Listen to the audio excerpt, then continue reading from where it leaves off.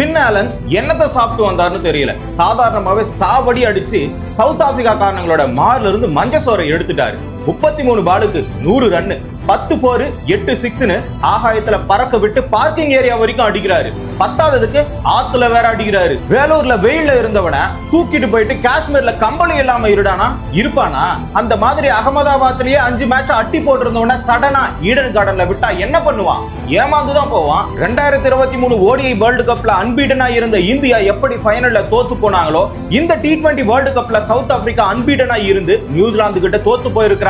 Power பிளேக்குள்ளார 2 விக்கெட்டை இழந்து 48 run அடிச்சிருந்தாங்க. டீகாக்கும் Ryan ரிக்கல்டனும் காலி. மில்லரும் மார்க்ரமும் மிராக்கல் பண்ணலாம்னு நினைச்சாங்க நியூசிலாந்துக்கு எதிரா.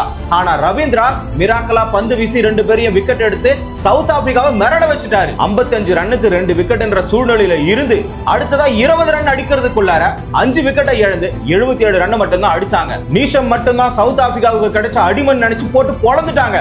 என்னதான் அடிமையா இருந்தாலும் ஒரு அடியாச்சும் திருப்பி அடிக்க மாட்டாரா? அந்த வகையில 34 ரன் அடிச்ச பிரேவிஸ காலி பண்ணிருக்காரு. பொதுவா யமதர்மனே டேஞ்சர் தான், எருமை மேல யமதர்ம வந்தா அது அதை விட டேஞ்சர்ன்ற மாதிரி ஸ்டப்ஸும் யான்சனும் ஜோடி சேர்ந்து சவுத் ஆப்பிரிக்காவை சோக் ஆக்காம 47 பாலுக்கு 73 ரன் அடிச்சு நியூசிலாந்துக்கு டார்கெட்டா 170 கொடுத்திருக்காங்க. இதுல யான்சன் பர்டிகுலரா 30 பாலுக்கு 55 ரன் அடிச்சு 5 6 ஆகாயத்துல பறக்க விட்டு சக்கரத்துல மாட்டிக்கிட்டு இருந்த சவுத் ஆப்பிரிக்காவை சாமர்த்தியமா காப்பாத்தி இருக்கிறாரு. கண்ணு 2 காது 2 கை 2 காலு 2ன்ற மாதிரி நாங்க எடுத்தா விக்கெட்டை 2ஆ தான் எடுப்போம்னு சொல்லிட்டு இந்த இடத்துல ஹென்றி, மெக்கன்கி, ரவீந்திரா 3 பேருமே தலா 2 விக்கெட் எடுத்திருக்காங்க. 170 தான் அடிக்கணும். பவர் பிளேக்குள்ளாரிய 84 ரன் அடிச்சு எந்த ஒரு விக்கெட்டையும் இழக்காம சவுத் ஆப்பிரிக்காவோட பவரை குறைச்சிட்டாங்க சைஃபர்ட்டும் ஃபின் ஆலனும். எதனா நெட்டு கட்டி விளையாடுற பிராக்டிஸ் மேட்ச்னு நினைச்சிட்டாங்களா என்னன்னு தெரியல.